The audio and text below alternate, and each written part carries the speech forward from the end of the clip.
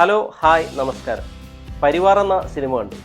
ഇതൊരു കോമഡി മൂവിയാണ്. പക്ഷേ ഈ സിനിമയുടെ മെയിൻ പ്രശ്നം എന്താണെന്ന് വെച്ച് കഴിഞ്ഞാൽ ഇതിൽ കോമഡി വളരെ കുറവാണ് എന്നുള്ളത് തന്നെ. നല്ലൊരു പ്ലോട്ട് തന്നെയായിരുന്നു. ഒരുപാട് കോമഡീസ് എല്ലാം കൊണ്ടുവന്ന് നല്ല എൻ്റർടൈൻമെൻ്റ് ആയിട്ട് എടുക്കാൻ പറ്റിയൊരു സിനിമ തന്നെയായിരുന്നു.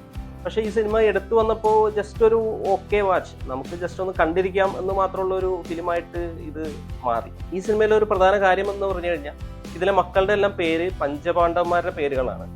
ഭീമൻ, അർജുനൻ, നകുലൻ, സഹദേവൻ. അതിൽ ഭീമന്റെ ക്യാരക്ടർ ചെയ്യുന്നത് ഇന്ദ്രൻസ് ആണ്. അതും നല്ല രസമുണ്ടായിരുന്നു. പുള്ളിയുടെ പെർഫോമൻസ് നല്ല രസമുണ്ടായിരുന്നു. ആ ഒരു ക്യാരക്ടർ പിടിച്ച് തന്നെ അടിപൊളിയായിട്ട് തന്നെ ചെയ്തിട്ട് ജഗദീഷ്, അലക്സാണ്ടർ, പ്രശാന്ത് എല്ലാവരും നല്ല പെർഫോമൻസ് തന്നെയായിരുന്നു. എല്ലാവരുടെയും നല്ല അടിപൊളിയായിട്ട് തന്നെ അവർ ആ റോളുകൾ നല്ല രീതിയിൽ തന്നെ അവർ ചെയ്തിട്ടുണ്ട്. ഈ സിനിമ കഥ എഴുതി സംവിധാനം ചെയ്തിരിക്കുന്നത് ഉത്സവരാജും ഫഹദ് നന്ദു എന്നിവരാണ്. നേരത്തെ പറഞ്ഞ പോലെ തന്നെ ഇതിന്റെ കഥ ഓക്കെ ആയിരുന്നു.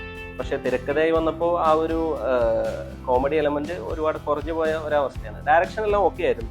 ഈ സിനിമയുടെ ട്രെയിലറും പോസ്റ്ററൊക്കെ കണ്ട് നമ്മൾ സിനിമ കാണാനായിട്ട് തിയേറ്ററിൽ ചെല്ലുന്നത് തന്നെ ഒരു കോമഡി മൂവി പ്രതീക്ഷിച്ചാണ്. കോമഡി സിനിമ കാണാൻ പോയിട്ട് കോമഡി ഇല്ലാത്തൊരു നോർമൽ സിനിമ കണ്ട് പോകുന്ന ഒരു അവസ്ഥയാണ് പരിവാർ കണ്ടപ്പോൾ എനിക്ക് കിട്ടിയത്.